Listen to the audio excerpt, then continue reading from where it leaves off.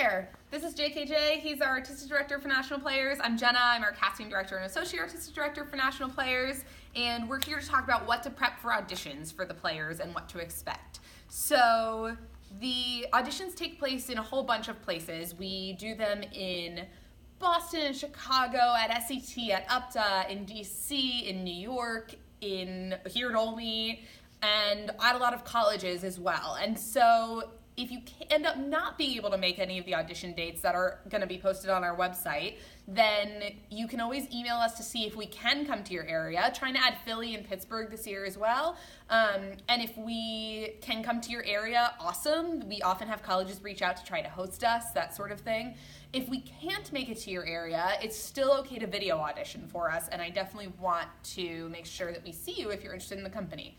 So that's where that all happens. In terms of what to prepare, we are looking for 2 contrasting monologues. It would be great if they're both Shakespeare. If you're not as comfortable with Shakespeare, at least one of them should be. And the other can be from classical American canon, so everything from Miller to Wilson to Williams, all the way really up to Paula Vogel and anything in that realm. Well-known tends to be better because it just helps us understand your take on that and what makes it true to you, which is really important in those auditions.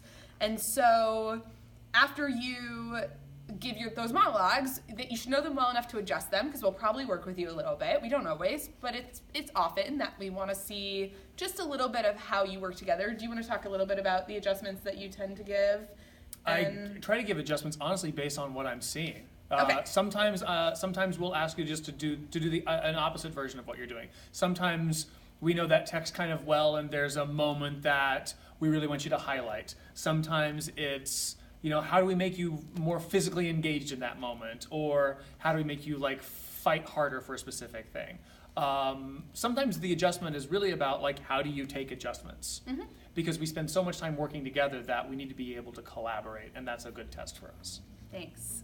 So then after we go through your acting, we're going to talk a little bit about why you want to be a national player. This job encompasses a lot more than just acting. In another video that we've recorded, you'll see that we call it a 4/3 lifestyle. It means that acting is only really a fourth of the job, and teaching is a huge part, your admin and technical is a huge part, the traveling is a huge part, and being a company member, I would argue, is the biggest part of the job. How do you fit into an ensemble? How do you work in a team? Those are things that I would be able to answer in an audition room if you're going to come in for national players. We won't ask it to everybody, but it's worth knowing. And also, that's the time that we often do information sessions, but if there's not an information session at your particular location, be ready with any questions that you have that you're going to need to know to be a national player. Anything you want to add?